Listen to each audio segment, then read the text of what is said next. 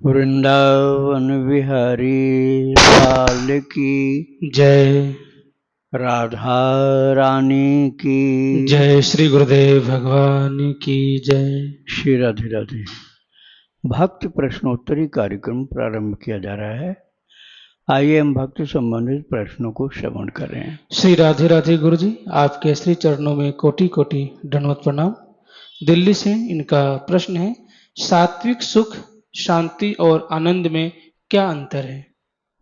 सात्विक सुख जो होता है उसमें किसी को भी दुख देने की बात नहीं होती है, न प्रदर्शन होता है, केवल अपने आवश्यक कार्यों को शांतिपूर्वक कर सकें वही है। और एक और क्या प्रश्न इसमें पूछा है? सुख, शांति और आनंद। शांति का मतलब मन का विचलित नहीं होना और भगवान में लगा रहना, शांति और सुख।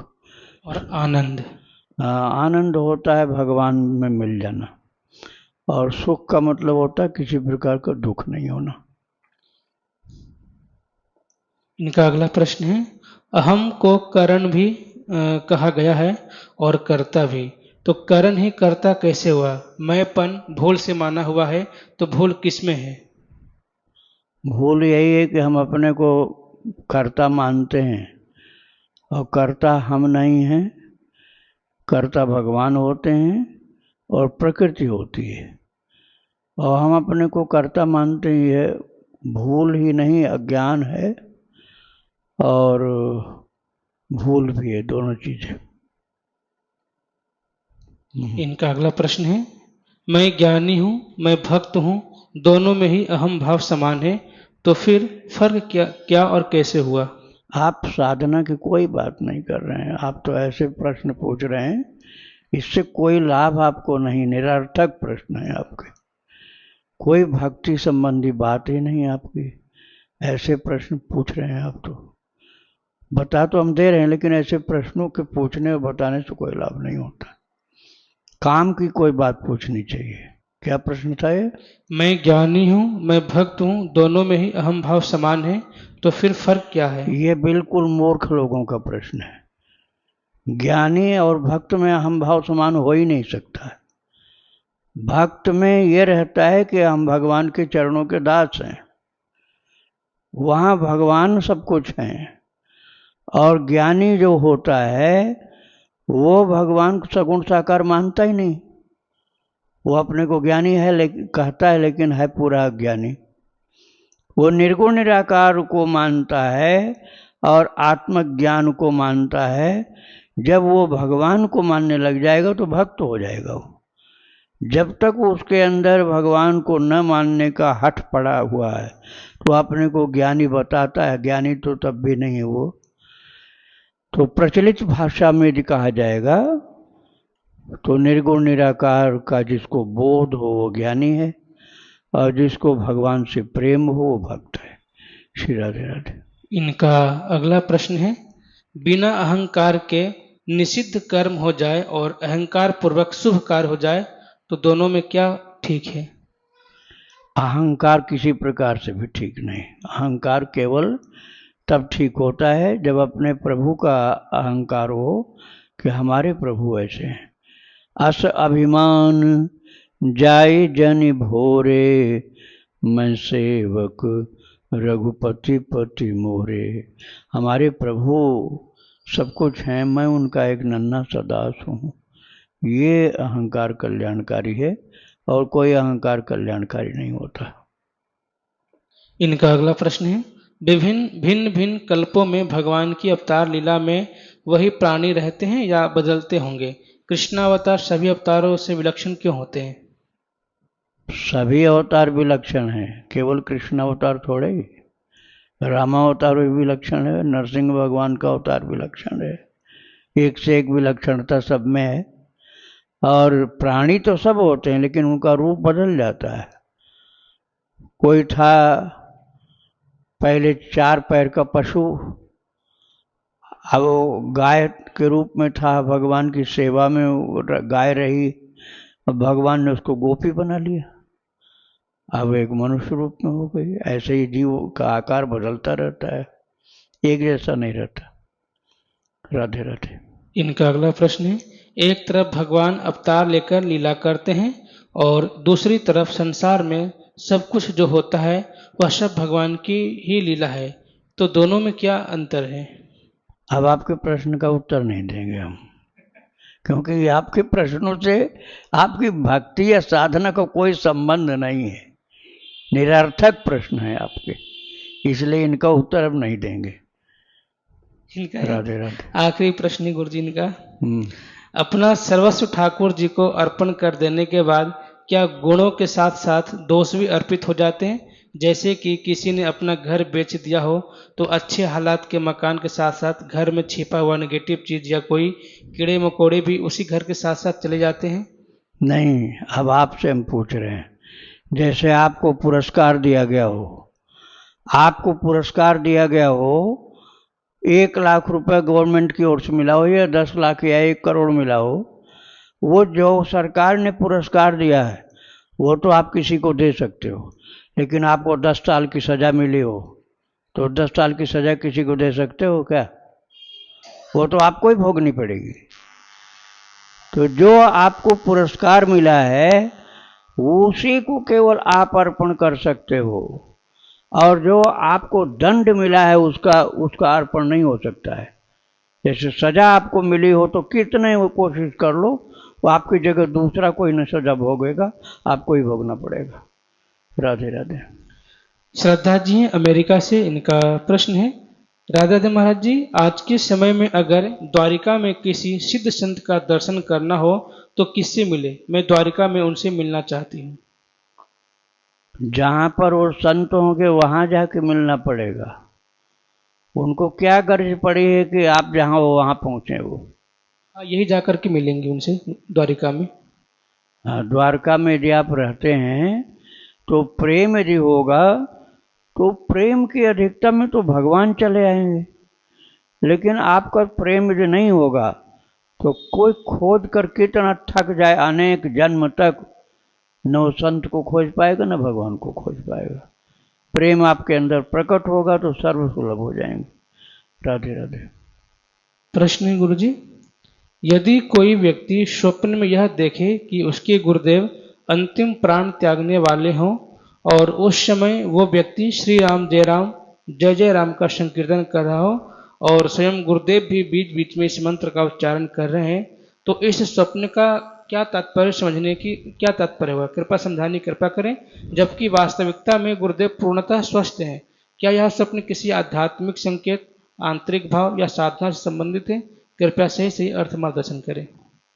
ये संकेत करता है कि आगे गति अच्छी होगी, और नश्वर तो सभी हैं, अविनाशी तो कोई है नहीं, एक दिन तो प्रस्थान करना ही होता है, लेकिन जिसके लिए संकेत किया गया है उसकी अच्छी गति का संकेत किया गया है।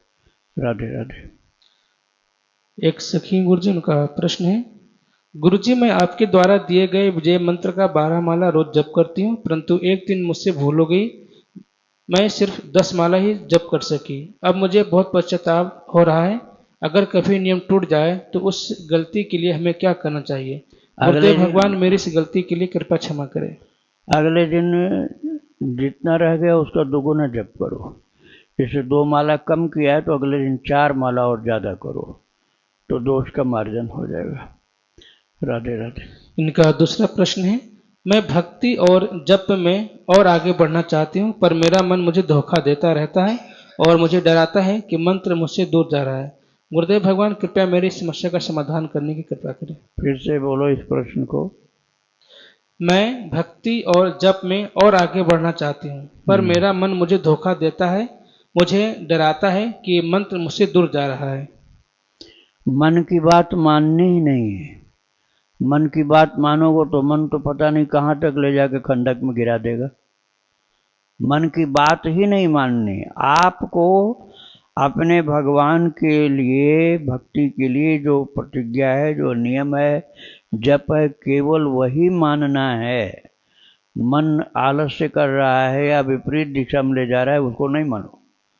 उसकी बात को बिल्कुल नहीं मानो, एकदम विरोध कर दो उसका, तब आपका नियम चल पाएगा। श्री राधे राधे।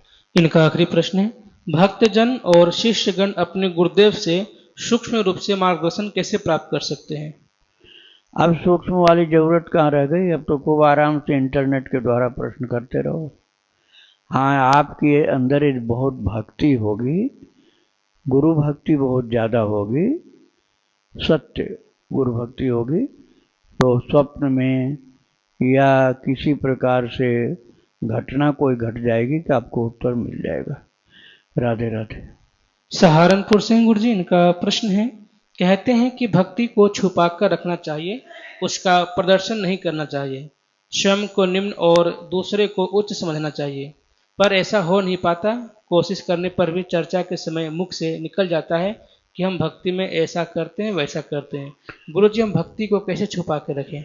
जैसे कोई 10-20 करोड़ का बहुत कीमती रत्न, हीरा, मणिमाणिक, स्वर्ण आभूषण कहीं से आपको मिल जाए तो आप किसी को नहीं बताना चाहते हो, ऐसे ही भक्ति को छिपा कर रखा जाता है। राधे राधे।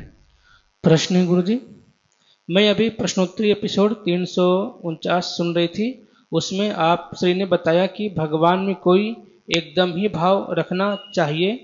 महाराज जी, मेरे पास लड्डू गोपाल जी हैं, तो उनका स्नान, श्रृंगार, भोग आदि तो सब बाल रूप से ही करती हूँ। कभी कभी उन्हें मुख लगाए बिना प्यार दुलार भी कर लेती हूँ।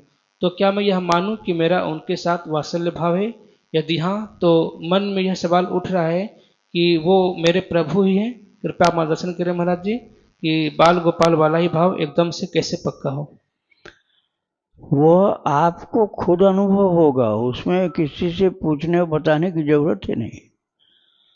आपको किसी से प्रेम हो जाए तो क्या दूसरे से पूछने जाओगे कि प्रेम हुआ कि नहीं हुआ?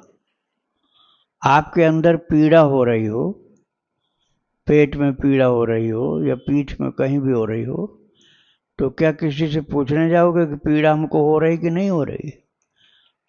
किसी ने थप्पड़ आपको मारा हो तो किसी से पूछने जाओगे कि थप्पड़ मारा था कि नहीं मारा था? अरे जब थप्पड़ मारा था तो जितने परेशान तुम हो गए कि तुम दूसरों को बताओगे, पूछोगे नहीं कि हो रहा है कि नहीं हो रहा। ऐसे ही जब प्रेम होगा, भक्ति का अनुभव होगा, आनंद आएगा, तब वो भी बिन पूछे ही आपको अपने आप पता चलेगा। हाँ, तुम चाहोगे तो किसी को बता दोगे, और बताना तो नहीं चाहिए, लेकिन यदि उसका मूल्य समझ में नहीं आएगा तो बता सकते हो, वो बताना उचित नहीं है। राधे राधे। अनुराग जी हैं, इनका प्रश्न है, एक महात्मा जी से सुना कि सृष्टि से पहले भी भगवान थे और बाद में भी वही रहेंगे, इसलिए उनके अलावा दूसरा कोई है ही नहीं। उन्होंने गीता के इस श्लोक में भी उदाहरण दिया है, मत्तः परतरम नान्यत किंचिन दस्ति धनंजय। श्री तुलसीदास जी महाराज जी ने भी कहा है कि सिया राम में सब जग जानी। इस तर्क से उन्होंने कहा कि भगवान ही जीव भी बने हुए हैं और ईश्वर भी, और अपने आप से अपने आप में खेल रहे हैं। इस बात को मैं समझ नहीं पा रहा हूँ, कृपया समझाने की मार्गदर्शन करें, कृपा करें। श्लोक आधा उन्होंने बोला है, ये 7वें अध्याय का श्लोक है, आधी में बात को गुप्त रख दिया, यह अज्ञान के कारण नहीं बोला। मत्तः परम नान्यत किंचिदस्ति धनंजय सूत्रे मणिगणा इव, आगे उसमें बताया गया है सूत्रे मणिगणा इव। इसका क्या मतलब हुआ? इसका मतलब हुआ जैसे सूत में धागा, मत्तः परतरम नान्यत किंचिदस्ति धनंजय मयि सर्वमिदं प्रोतम सूत्रे मणिगणा इव, जैसे सूत में सारे मनके बंधे रहते हैं। सूत कोई है, वो टूट जाए तो मन के बिखर जाएंगे, सूत टूट जाए तो सब मन के बिखर जाएंगे, और एक साथ उनको रखना है तो सूत उसमें डालना पड़ेगा। तो ऐसे ही सूत भगवान की तरह से है जो सबको जोड़ के रखता है, और भगवान का आश्रय नहीं लोगे तो सब बिखर जाएगा। तो यहाँ पर ठाकुर जी ने दो बात कही, एक तो मन का है और दूसरा सूत है। मन का है प्रकृति और सूत है भगवान, इसलिए उपमा दी गई। श्री राधे राधे। इनका दूसरा प्रश्न है गुरुजी, भैरव जी और देवी माँ आदि की जो तमोगुणी उपासना जो होती है, क्या यह भगवान की इच्छा से अलग अलग स्वभाव के लोगों के लिए बनाई गई है? महाभारत आदि में भी कुछ वाक्य आते हैं कि यज्ञ में की गई हिंसा हिंसा नहीं मानी जाती, तो इससे मन में संशय होता है, क्या इस प्रकार की उपासना उग्र देवी देवता स्वीकार करते हैं? अपने सात्विक उपासना का अनुकरण करते हुए क्या हमें इन दोनों मार्गों को समभाव से देखना चाहिए या सात्विक मार्ग को श्रेष्ठ ही मानना चाहिए? अब आपसे मैं पूछता हूं कि क्या आपने कोई माता ऐसा देखा है जो अपने बच्चों को खा जाए? ऐसे तो कोई नहीं कर सकता। तो फिर देवी माता अपने बच्चों को क्यों खाएंगी? मनुष्य उनका बच्चा है तो क्या बकरा उनका बच्चा नहीं है? वो तो जगदम्बा हैं। जगदम्बा है तो सभी की माँ है। तो जैसे वो मनुष्य की माँ है, ऐसे बकरे की भी माँ है। तो बकरे को हम काट करके चढ़ाते हैं क्योंकि बकरा कमजोर है बेचारा। अपने को काट के कोई नहीं चढ़ाता, बकरे को मारेंगे। ये अज्ञान है, इसमें भक्ति का कोई लेश भी नहीं है। राधे राधे। पूजा मंडल जी हैं, इनका प्रश्न है, परम पूज्य श्री भाई जी का कथन है सब में भगवान को देखना चाहिए, परंतु सांसारिक जीव तो कभी कभी ऐसी ऐसी हरकतें करते हैं जैसे कि गाली देना, मदिरापान, दूसरों को अकारण प्रताड़ित करना, बिना किसी कारण मिथ्या भाषण करना। हमें क्षमा कीजिएगा गुरुदेव, परंतु हम यह सब देख के यह कैसे माने कि ठाकुर जी गाली दे रहे हैं, मदिरापान कर रहे हैं? यह बात तो विश्वसनीय लगती नहीं और ना ही लगनी चाहिए। कृपया मार्गदर्शन करें। तो आप भगवान को देख ही कहाँ रहे? तुम तो हरकत देख रहे हो उनके। आप हरकत देखना बंद करोगे तब भगवान दिखेंगे। आप जब तक ये हरकतें देखते रहोगे तब तक भगवान नहीं दिखेंगे। राधे राधे। अर्चना वर्मा जी, इनका प्रश्न है, गुरुदेव 5 साल पहले माता जी श्री प्रहलाद जानी जी को स्वप्न में देखा था। वो मेरे ऊपर हाथ लगा के बोले कि ये ठीक से हो जाओ। हमने जब देखा तो रात के 2 बजे थे, पास में कोई नहीं था। गुरुदेव कल स्वप्न में राधा बाबा के मैसेज मोबाइल में आने लग गए हैं, पहले कभी देखा नहीं था राधा बाबा को। तो गुरु जी इन सब का क्या मतलब हुआ? इनका मतलब यह है कि भगवान और उनके भक्त लोग सभी का कल्याण करना चाहते हैं, सभी के हित की भावना रखते हैं, इसलिए उनका आदर करो, उनकी बात को प्रेम से और सम्मान से श्रवण करो। राधे राधे। इनका दूसरा प्रश्न है, महाराज जी श्री राधा बाबा की पुस्तिका में लिखा हुआ है, विका तुम्हारे हाथ वे तुम्हें निश्चित श्री कृष्ण के दर्शन करा देंगे। हाँ, तो उनके हाथ बिक जाओ तब तो। अभी तो हरकत उनकी देखोगे, फिर कहोगे हम नहीं मानते भगवान को, तो फिर कैसे होगा? अरे वो जो चाहते हैं वैसा हम बन जाएं, वो कोई शिकायत न हो उनसे, उनके किसी कर्म से, क्रिया से, सब में उनकी कृपा दिखलाई पड़े, कोप न दिखलाई पड़े। जैसे शंकर जी को भगवान ने कहा कि जहर पी जाओ, विष्णु भगवान ने कहा समुद्र मंथन में जो निकला है जहर, शिव जी पी जाओ आप, तो शिव जी पी गए, क्योंकि हमारे प्रभु ने जो कहा है, दिया है, वो हमारे भले के लिए होगा, ऐसा विश्वास उनको था। और वो विष कुछ भी नहीं कर पाया शिव जी का, कुछ बिगाड़ नहीं पाया। ऐसे ही भक्त जब भगवान का सच्चा भक्त होता है तो भगवान का हाथ का दिया हुआ जहर मीराबाई पी जाती हैं। भरा हुआ प्याला मीराबाई पी गई और एक बूंद बचा हुआ जो वैद्य को पिलाया राणा ने, वो वैद्य मर गया तुरंत। एक बूंद में वैद्य मर गया और भरा हुआ प्याला मीरा जी पी गई, उन्हें कुछ नहीं हुआ। फिर वैद्य का परिवार जो था वो रोता रोता ले आया मीरा जी के चरणों में, तो मीरा जी ने उसको भगवान से कह करके जिंदा कर दिया। जबकि मीराबाई भगवान नहीं थी, भगवान की भक्त थी। भक्त के अंदर भक्ति का इतना प्रताप होता है, तो भगवान के ऊपर संदेह करना भक्त का काम नहीं होता। विश्वास और श्रद्धा करनी चाहिए। राधे राधे। चंद्र उपाध्याय जी, इनका प्रश्न है, मैंने श्री प्रेमानंद जी महाराज जी को सुन के नाम जब शुरू किया था, नॉनवेज खाना छोड़ दिया है, 3 साल से ज़्यादा हो गए हैं, और पिछले 4 महीने से प्याज लहसुन भी छोड़ दिया। श्री प्रेमानंद जी महाराज जी ने कहा था कि कोई भी नाम पकड़ लो। मैंने श्री कृष्ण नाम जपना शुरू कर दिया है। अब गुरु दीक्षा चाहिए ताकि मार्गदर्शन होता रहे और भटकू नहीं। पर श्री प्रेमानंद जी महाराज राधा नाम की दीक्षा देते हैं, तो ऐसे में मुझे क्या करना चाहिए? राधा नाम की दीक्षा ले लेनी चाहिए या जो श्री कृष्ण नाम जप रहा हूँ वही जपना चाहिए? कृपया मार्गदर्शन करें, गुरु भाव उनमें ही है। यदि आपका गुरु भाव उनमें है तो राधा नाम भी न दें और कृष्ण का भी नाम नहीं दें, दूसरा ही कुछ दें तब भी वही जपना चाहिए जो वो दें, यदि आपकी श्रद्धा है तो।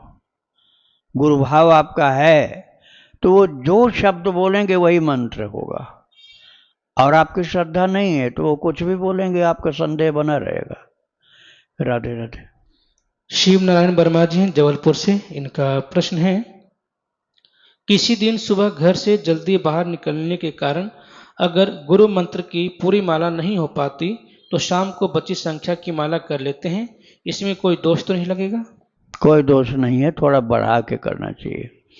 जैसे 5 माला बच गई शाम को करने के लिए, तो 5 की जगह 6-7 माला कर लो तो दोष नहीं लगेगा। राधे राधे। इनका आखिरी प्रश्न है, गुरु मंत्र आसन पर ही जपना चाहिए या कुर्सी पर बैठकर या चलते फिरते जपा जा सकता है? कारण कि 12 माला तो आसन पर कर लेते हैं, परंतु कमर दर्द के कारण ज़्यादा बैठ नहीं सकते हैं, तो जिस प्रकार महामंत्र चलते फिरते जपते रहते हैं, गुरु मंत्र जप सकते हैं या नहीं? देखो भाई, शरीर असमर्थ जब हो जाता है ना, तो नियम थोड़ा सा शिथिल पड़ते हैं, लेकिन भजन नहीं छोड़ना चाहिए। अब उसके बहाने से कि हमारा शरीर नहीं सही चल रहा है, अब भजन छोड़ दोगे तो घाटा तो अपना है, दूसरे का घाटा तो है नहीं, अपना घाटा। इसलिए शरीर जिस अवस्था में है उसी अवस्था में भगवान का भजन करते रहो तो फायदा रहेगा, अब अपना ही फायदा होगा। राधे राधे। प्रश्न गुरुजी आपसे दीक्षित हैं, गुरुदेव दीक्षा के समय जो आसन और दुपट्टा माला मिला है, तो क्या मासिक धर्म के दौरान उसका यूज कर सकते हैं? जैसे उसी आसन पे बैठ करके दुपट्टे को सिर पे रख के और उसी माला से जप कर सकते हैं, और जप सकते हैं अगर, तो क्या मासिक धर्म के बाद उसको धोना चाहिए माला, वस्त्र और आसन को, या रहने दे, कैसे क्या करें? आप उसको वस्त्र को सिर पर रखें तो धोने की जरूरत नहीं है, और माला को बस उतनी देर हाथ में रखो जितनी देर जप करना, उसके बाद फिर भगवान के चरणों में रख दो तो उसको भी नहीं धोना पड़ेगा। श्री राधे राधे। वृंदावन विहारी लाल की जय, राधा रानी की जय, श्री गुरुदेव भगवान की जय। श्री राधे।